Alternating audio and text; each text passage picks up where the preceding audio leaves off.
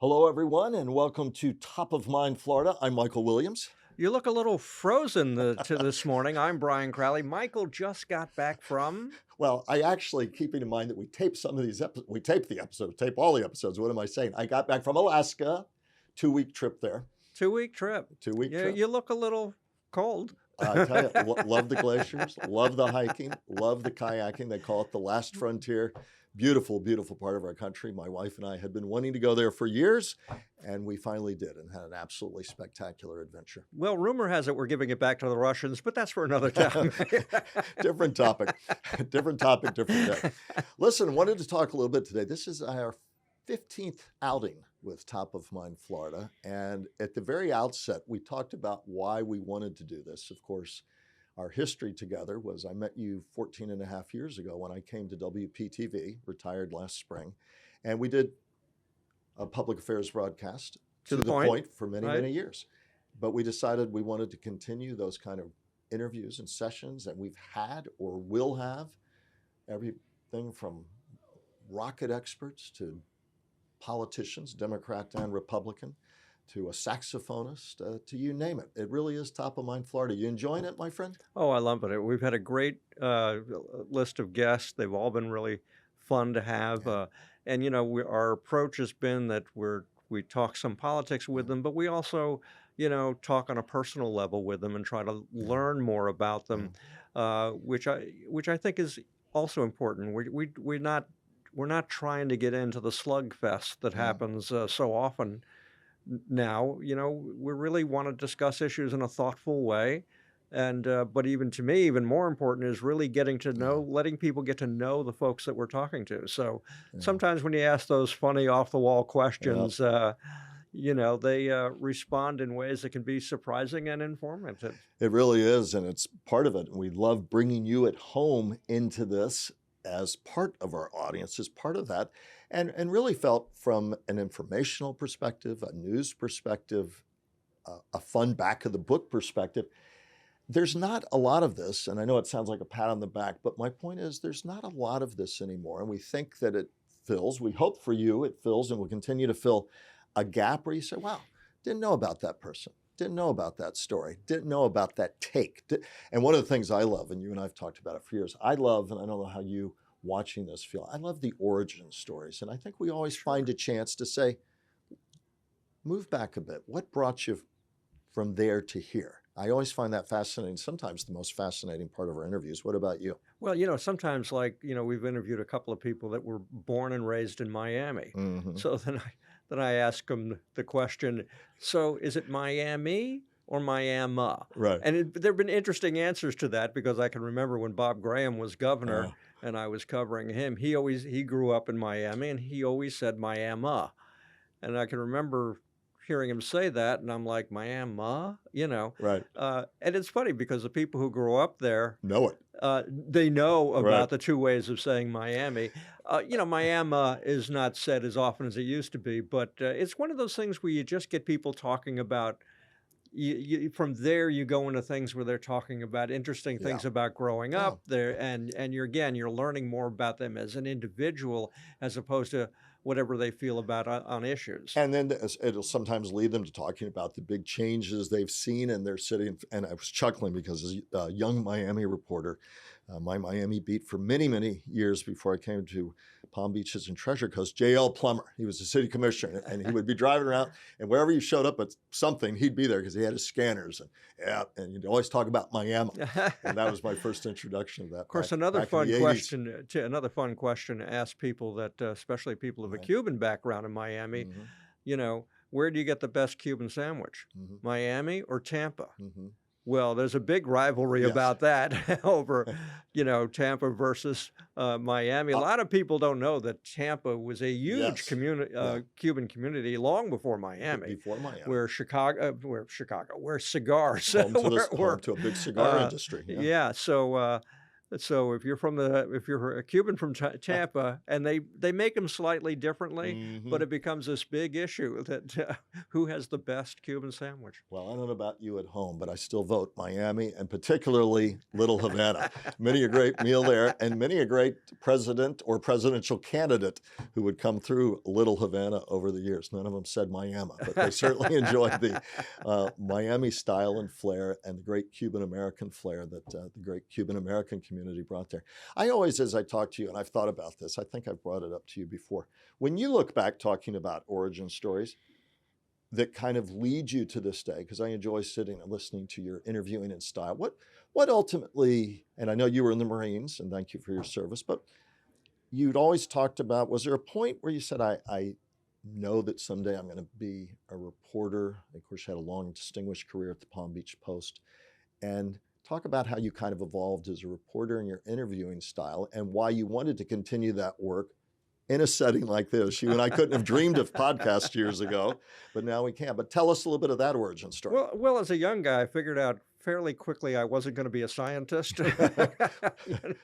We'll have an upcoming guest who is, so don't worry. I just got I had some good high school teachers who got me interested in politics, political science, Right. and I think part of it High was school was where for you, Brian? high school was what?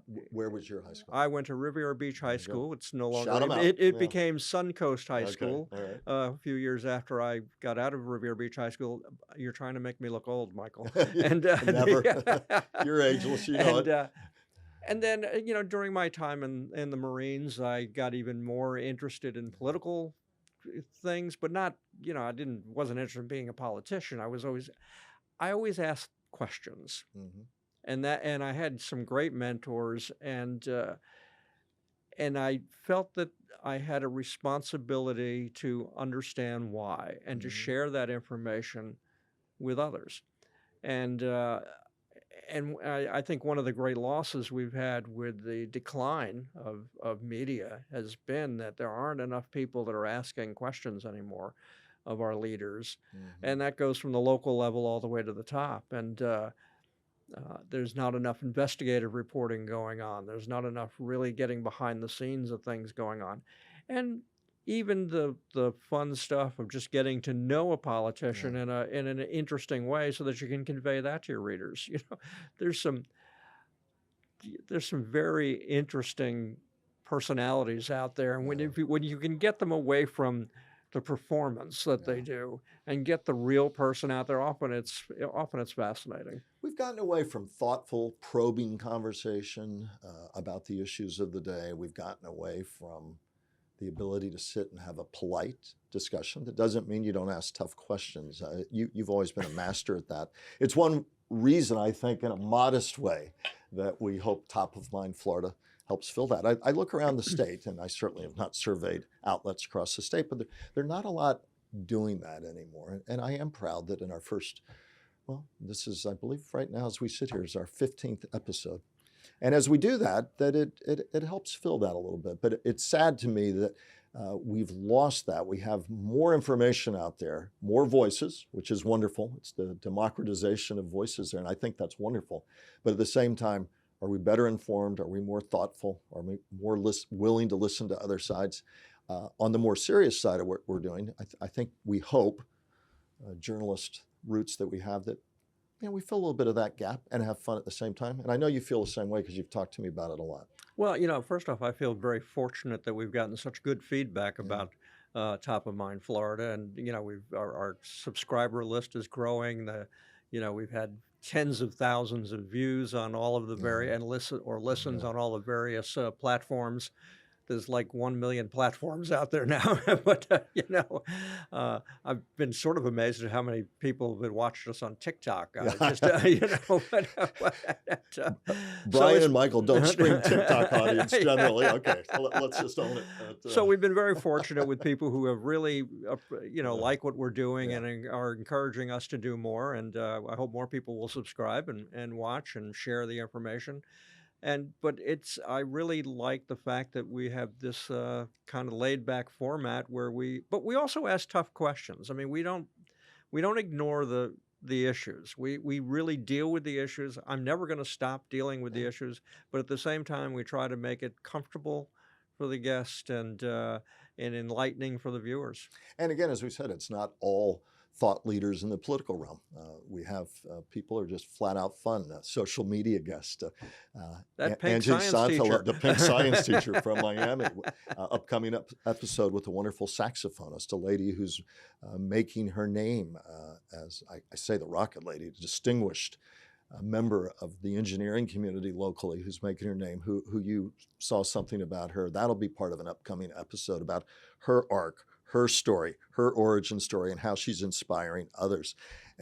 As you go back, Brian, I also think too, because you and I laugh a lot, what are some of the funnier stories before we get into some of what's top of mind for you now? As you look back at the things that were formative experiences, whether they were funny or serious, what are one or two? Well, I always like to tell this story that I was covering a U.S. Senate race, and I was with Peter Deutsch, Right. and he was going to have a fundraiser in Jacksonville. Right. So we were going to drive up to Jacksonville in his minivan, the emphasis on the word mini. Right. So as we're driving from Broward to Jacksonville, and for the evening fundraiser, there's the driver, Peter Deutsch, in the front seat. There's me, an aide, sitting behind Peter Deutsch. And then behind us, there's two guys with their large cameras. We're not talking cell phones now. We're talking cameras, sitting in the back with their cameras in their laps. I know those well. Why they weren't in the trunk of the minivan, I didn't quite understand at the time until we returned. So that night, he decided we were going to drive all the way back to Broward. Mm-hmm. Everybody's exhausted. And we pull into a gas station, and he gets out of the car, goes into the restroom, and he comes out wearing his pajamas. Did you do a double take? He goes around to the back of the minivan and pulls out his very large pillow and his very large comfy blanket, gets back in the car, wraps himself all up, has his pillow in his jammies, and he's going to sleep for the night. But then he starts cranking the seat back, then turns around as he's mere inches from his aide's lap and says, "Can I go back a little more?" And of course, the aide is not going to tell him no. Right. Long drive so home. He cranks it all the way back, and for the next 3 hours, he's practically in his aide's lap. The rest of us are struggling just to be comfortable in the car. I now knew why the camera equipment wasn't in the back. But it said so much about him and how much he cared about his own staff, how much he cared about people, and how much of it was about him. And I would see those kind of, not quite to that extreme, but I would see those kinds of moments all the time. Yeah. I often would tell the story that I was in the limo with Ronald Reagan when he was running for governor in president in 1980. Yeah. And what I would say to people, and especially if I was talking to an audience, is I would very dramatically talk about how sitting there I had an opportunity to investigate one of the biggest potential scandals in the history of the country. And as we're driving down the road, Reagan sees a little crowd of people that are with their Reagan signs, and he says to me during our interview, he says, "Excuse me a minute, I'm going to roll down the window so I can wave these people. They often wait a long time." Right. Sure, of course. He was being plenty of motorcade but routes. he was being very genuine about these people there. But as he turns his head and he's looking out the window, this guy, this world-class investigative political journalist, if you say so yourself. If I say so myself, takes on this big issue. I stare at the back of his head and I try to figure out, does he or doesn't he dye his hair? Wow.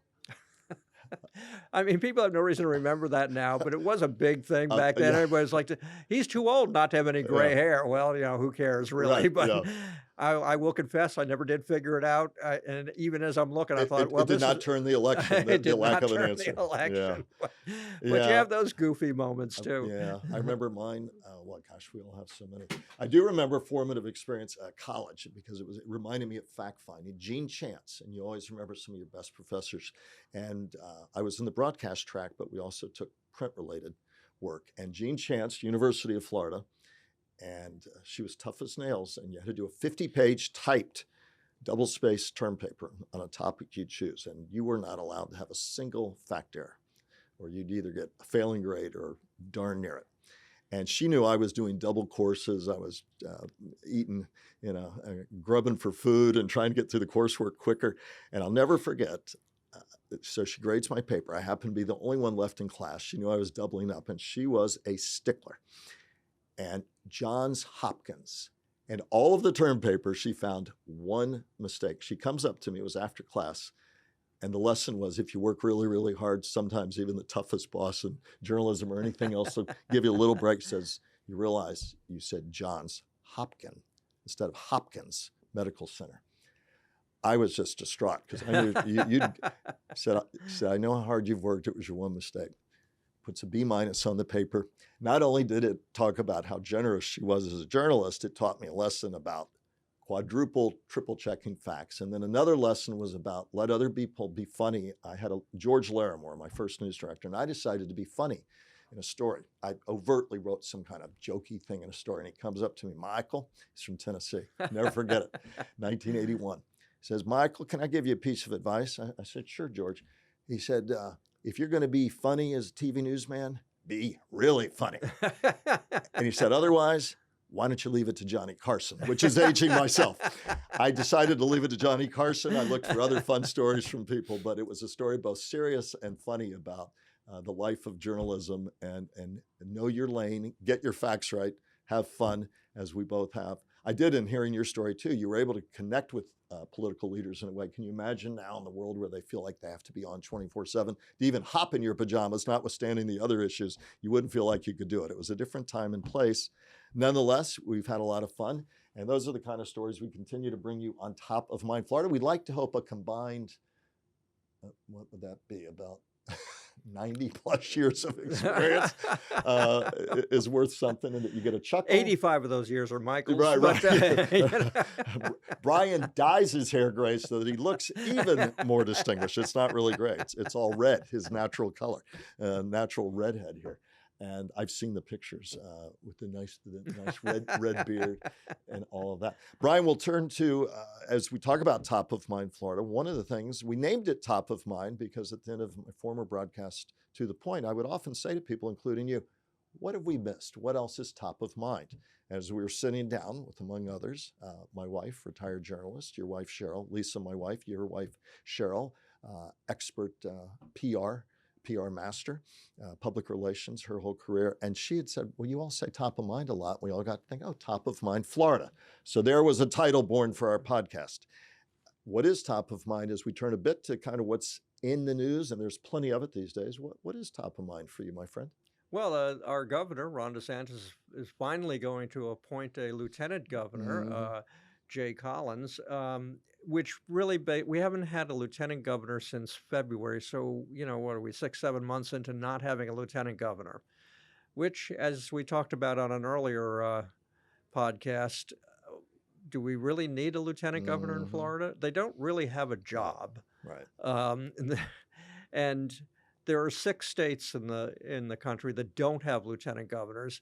And maybe it's time for the legislature to really sit down and think about, do we really need a lieutenant governor, or do we actually need to have a lieutenant governor who's actually assigned specific duties? Well, especially since they're adopting Doge here, government, it might eliminate a salary since everybody seems dead set to take the Doge effort at the federal level to the state of Florida. Yeah, well, one of the things Florida Doge ought to be looking at is the nearly everyday travel that Ron DeSantis takes on the state jet.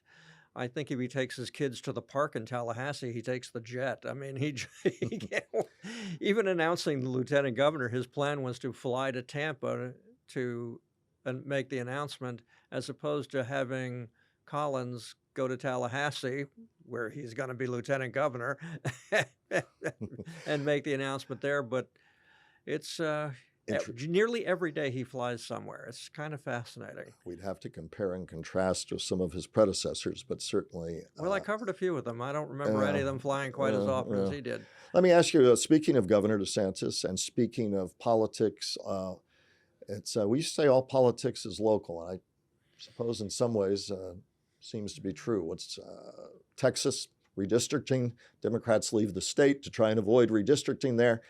Governor DeSantis now talking about redistricting in Florida yet again, which is already a red state, but to try and beef up the number of GOP seats in Florida and may go down that track. Sounds like very much wants to. Your thoughts on that, Brian? Used to be a once every 10-year matter and was controversial even then. And it should be once on both sides. It should be once every 10 years after the census. What are Republicans redistricting for in Florida? In a red state. They have overwhelming control of the congressional delegation. They have overwhelming control of the Florida House and the Florida Senate, which would not be part of the redistricting necessarily. But, they have over 1 million more registered voters than the Democrats. They control much of the local governments around the state. What are you fixing? They're not fixing anything. It's become that classic, let's focus on that. Let's make a lot of political noise about that, because it's easier to get mad at Disney World about woke stuff than it is to deal with hurricane insurance for homeowners. It's, they're talking about getting rid of property taxes. That's another thing where there's no plan laid out. But we'll talk about it a lot, and what impact will it have on local governments? We don't know yet if they actually do get rid of property taxes. But is it really a major issue? I mean, if the governor and legislature want to help the average person, maybe they should get rid of the 58 cents a gallon state gasoline tax. That would bring gas prices down a lot, and that would save people a lot of money who commute to work. Some of the issues they come up with, they're great for making a lot of noise and getting a lot of attention, but are they really dealing with the needs of the average person? And speaking, and that's a jumping off point, but before we get there, because it's something I've asked you about for years, but before we get there, no conversation about what's top of mind can be top of mind in Florida right now without a discussion about, you guessed it, Alligator Alcatraz. Your ongoing thoughts about that continuing controversy. Well, as we're taping this, and this will probably come out after this happens, but we have a major hurricane that's likely to turn north, but a major hurricane that it's may hurricane get season, that may get fairly close to us. What's the plan for evacuating people? Apparently hundreds, maybe thousands of people. We never get an honest number about how many people there, the staff and everything else. We have people sitting in the middle of the Everglades in tents with chain link fence around them. Anybody who walks outside their house just to get the mail knows how hot it is outside right now. And we're not just, we have decided that any immigrant who is here illegally is a criminal. Well, that's a little like saying anybody who runs a stop sign is a criminal. So whether they were here 20 years and doing honest work and, paying being taxes. good citizens, if you will, even though they're not citizens, we've decided to lump them all together with pedophiles and murderers and drug dealers. Well, and then we're going to do this by creating this Alligator Alcatraz. Frankly, when they named it, it told me that these young people who are running our state, and I say young because I'm old, that they don't even know what Alcatraz was. Yeah. I mean, it was a horrific place for people, and why they. It's still not even fair to the staff. I can't even imagine the staff out there constantly fighting mosquitoes and everything else going on out there. It's just, sure, get rid of the hardcore drug dealers and pedophiles and murder and all that. Absolutely. But, there are people who are talking about, they're working in restaurants, working in Hmm. agriculture, working, and they're doing it for Yeah. decades, and we're treating them as bad as we're treating pedophiles. It's odd. In our remaining moments before we get to the famed Crowley closer, which we've kept as part of Top of Mind Florida, which I love. But it does seem to me, Brian, that in nationalizing almost everything, it's almost like the only game that matters is the Super Bowl. And the Super Bowl right now, of course, is politics at the national level. And what's the latest that the Trump administration's done? And of course, with his local connection, Mar-a-Lago, that makes it all the more apt for a lot of that coverage and focus, the Florida focus and all of that. But it seems to me what we're losing, and you and I have talked about it, but I'd like your final take, is we talk so much about national issues, so much about the culture wars, that we do lose the nuance, the understanding of the important blocking and tackling on the issues about road building, about, as you said earlier,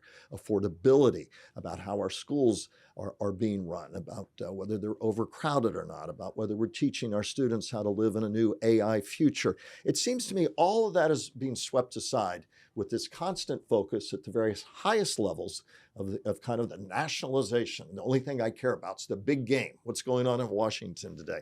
And I think to